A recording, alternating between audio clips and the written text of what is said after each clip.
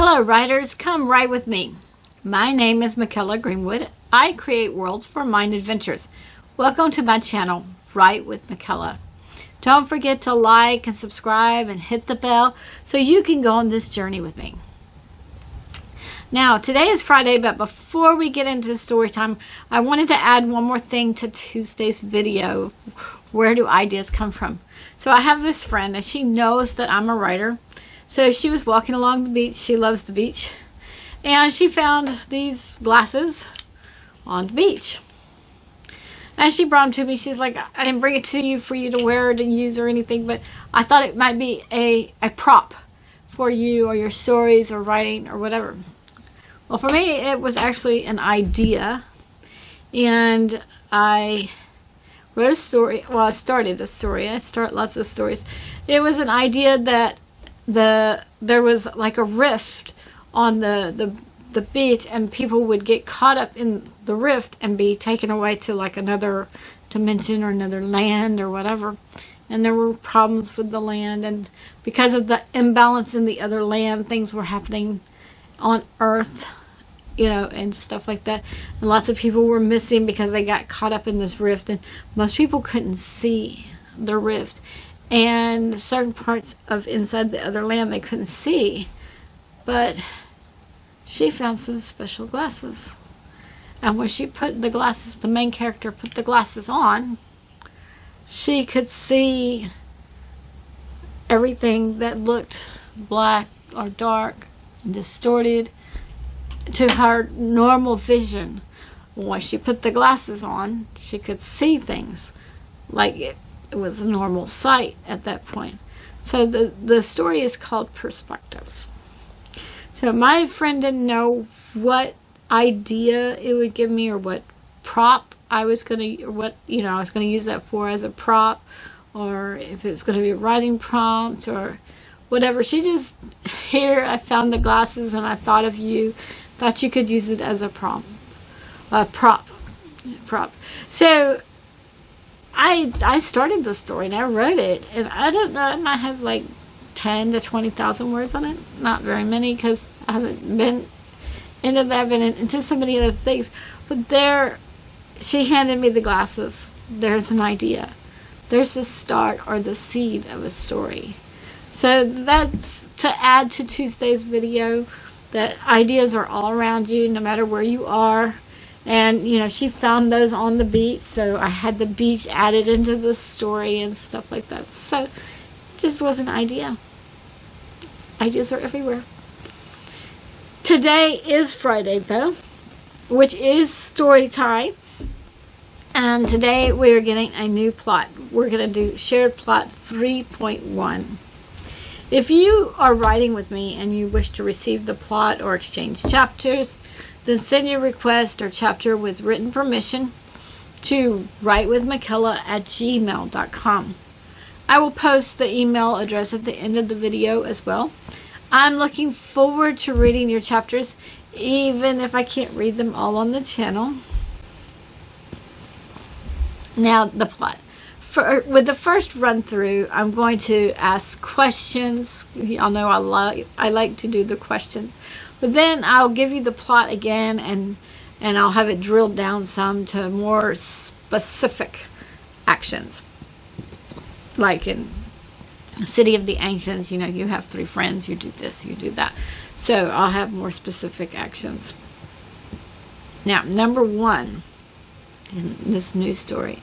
There is some prophecy that warns or tells of the downfall of the current person or people in power.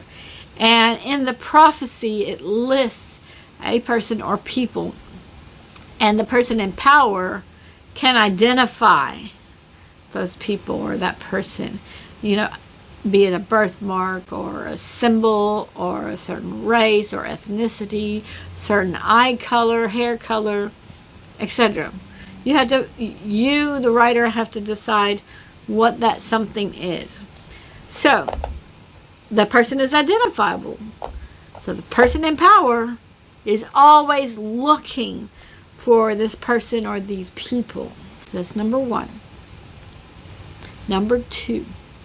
How does this person or these people in the prophecies manage not to let the people in power find them, or find him or her or them, however it is for your story? How do they hide? Okay. Number 3, show us normal life under the ruler. Not normal like we want it, but normal under the ruler, and show the fear or the tyranny. How strict is it for the people who are not in the prophecies?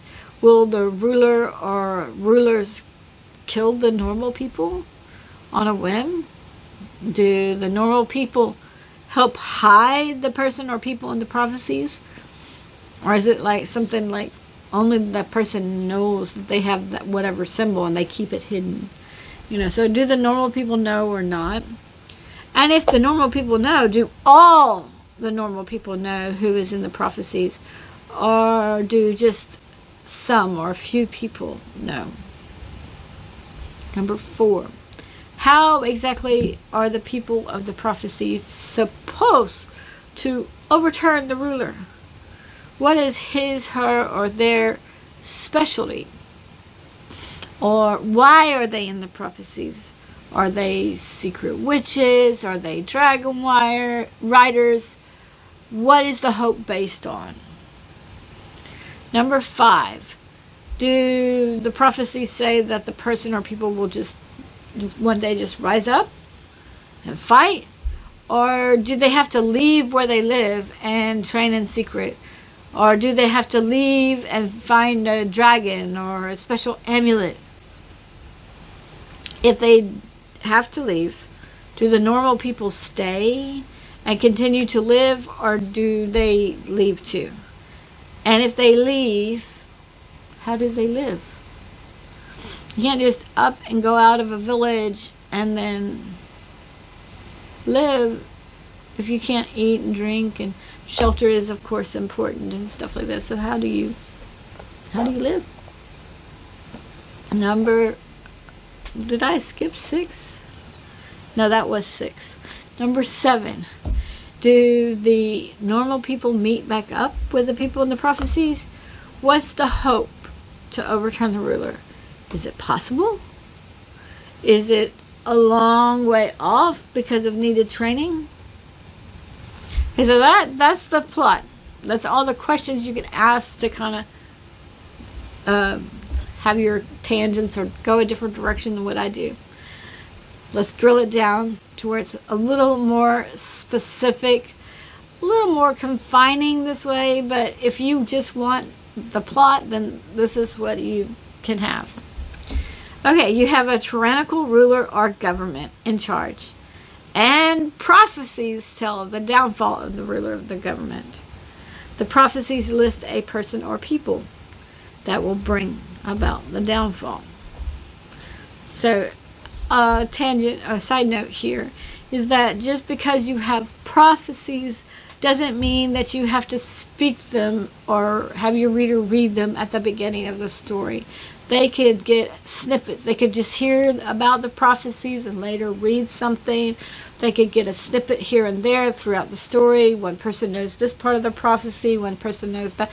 It's your decision how the reader discovers the prophecy or what's contained within the prophecy.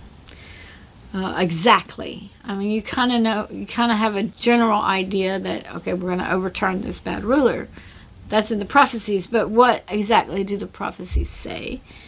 Okay, number 2, the people listed against the bad ruler, the people in the prophecies, must hide from the tyrannical government or ruler so the bad people don't kill them. Number 3, show life for normal people and are those helping to hide the ones of the prophecy. And how do you tell the normal people apart from the ones in the prophecy? That's still a question. You got to know what's the difference between these people. Okay, number 4. The people of the prophecies have a specialty, a skill, or a connection to help them overthrow the tyrannical government or the tyrannical person. So what is that special? Here's a question. What's a specialty or skill? So you as a writer have to decide how this person in the prophecy is going to overturn that government. Number 5, the people of the prophecies must train to be able to overthrow the tyranny, or they must find something to help them. The question is still there. Do they need to leave to train or find said thing? Number 6, the normal people must leave the village or city to stay safe while the ones in the prophecy train or find whatever they need to find, or both. So some people, some of the normal people may leave and some may stay, but I want some of them to leave. Okay, that's the adventure part. Now, number 7, once the people leave, you as the writer need to make sure they find some hope. Maybe another ruler who they can call an ally. Maybe find people in the prophecy. Maybe what the people need to find in the prophecies is maybe they need the ally, but maybe they need an amulet, or maybe they need a stone. Maybe they need to bring back magic, so they find something to help them to recall that magic. So they need to find something or someone to help them. So give some hope to come back and overthrow the ruler. You don't want to just be hopeless at that point. So, side note, this is where my book 1 ends. If you only want one book, then you will have to go off and train, or find whatever thing or dragon you need, and return and fight. But once I started building the story, the return and the fight didn't fit. So I have the people, the prophecies, they leave, the villagers leave, a lot of them leave, and they're just kind of scattered out. They're alive, scattered out, they're finding wild food. So, but they do have a hope that comes into being for my story. Now, keep in mind how big the tyrannical ruler or government is. Keep that in mind. You will need to have the potential for the people in the prophecies to equal that amount of power. There can't be one person in the prophecies who single-handedly defeats 1,000-man army. It doesn't happen. I mean, some cartoons, I guess it does, but for the normal person, it doesn't happen. So, set up your story. Get to know your characters, especially the ones in the prophecies and the ones helping them. Get to know some things about the antagonist. What makes them so, what are some of the things they do that makes them so frightening or terrifying or tyrannical? Then get the ones in the prophecy out of reach of the ruler. This is the adventure, like I said above. This is the adventure. So you're out, you're in the land, you've been in this village, you've been suppressed, you had no freedom, now you're out, you're in the land. This is the adventure. Now, think of how long the antagonist's arm is. How far can they reach? So, think of that as well, because they may have to go a long ways to get out of the reach. Think of what the protagonist needs to know. Is it magic? Is it skills? And make sure some normal people are left to save. If the ruler kills everyone, except those of the prophecy, then what's the point of trying to save the normal people that are no longer living? And have fun. Now, just because I'm giving a new plot today doesn't mean you need to drop your stories that you're working on right now. Leave a comment on how your stories are going. I hope you're enjoying writing your stories as much as I am. Don't forget to send your chapters to WritewithMykela@gmail.com for our chapter exchange. No polishing required. And I'll take stories for any plot I've shared. Plot 1, Plot 2, Plot 3. Okay, visit my website, bymykela.com, and read some character bios. Leave a comment below on which characters on the website are your favorites so far. Or you can tell me, if you don't want to do that, you can't pick one because you don't know them in the story. Then tell me, out of the 2 stories that we've read so far, who's your favorite character? Don't forget to hit the like and subscribe and the bell so we can continue to write together. This is our community. We write together. And writers a lot of times are isolated and alone. So this is one way for us to have a community of people. So hit the bell, hit the subscribe so we can write together and we can be a community together. Thank you for joining me today. I really appreciate your participation. If you know someone who would like this video, then please share it with them. This is Mykela with Write with Mykela. Bye for now.